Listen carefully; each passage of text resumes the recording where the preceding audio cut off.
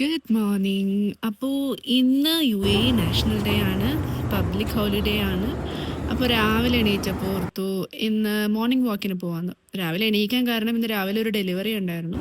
അപ്പോൾ കസ്റ്റമർ വീട്ടിൽ വന്നാണ് നമ്മളുടെ ഡ്രസ്സ് എടുത്തത്.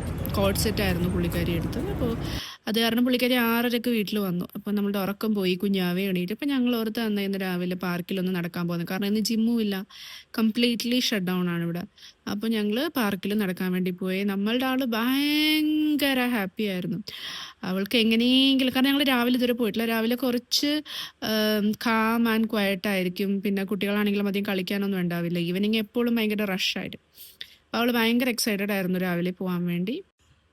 പാർക്കിൽ വന്നിട്ടുണ്ടെങ്കിൽ ആദ്യത്തെ ഞങ്ങളുടെ ഡെസ്റ്റിനേഷൻ ഊഞ്ഞാലയാണ്. എൻ്റെയും അതെ, അവളുടെയും അതെ. അങ്ങനെ ഞങ്ങൾ ഊഞ്ഞാലാടാൻ വേണ്ടി പോയി.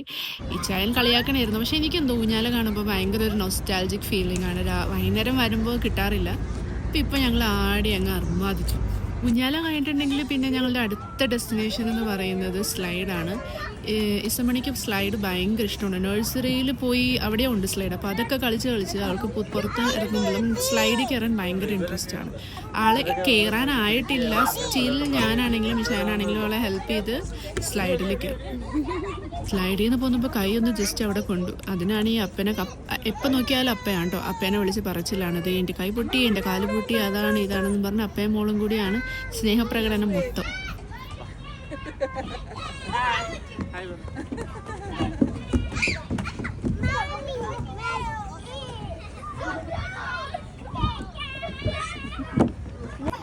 സ്ലൈഡ് ചെയ്ത് അവസാനം എന്നോടും കൂടി അത് ചെയ്യാനായി. കാരണം റോള പാർക്കിൽ പോകാൻ നേരത്ത് ഞാൻ ചെയ്യാറുണ്ട്, കാരണം അത് ഒട്ടും ക്രൗഡഡ് അല്ല. അപ്പോൾ സ്ലൈഡിൽ ഞാനും അവളുടെ കൂടി ഇരിക്കാറുണ്ട്. അപ്പോൾ അവൾ ഇവിടെ എന്നോട് ഇരിക്കാൻ പറയാം. പക്ഷേ ഇവിടെ നിറച്ചും ആൾക്കാരുള്ള കാരണം നമുക്ക് അങ്ങനെ ചെയ്യാൻ പറ്റില്ല. അതുപോലെ സെക്യൂരിറ്റി 24/7 ഇങ്ങനെ വാച്ച് ചെയ്തുകൊണ്ടിരിക്കുക.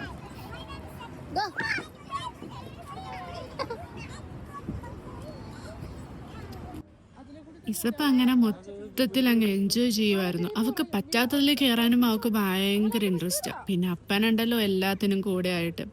അപ്പനാണെങ്കിൽ അവൾക്ക് പറ്റാത്തതിലും പറ്റുന്നതിലും ഒക്കെ അവളെ എക്സ്പ്ലോർ ചെയ്തുകൊണ്ടിരിക്കുകയായിരുന്നു.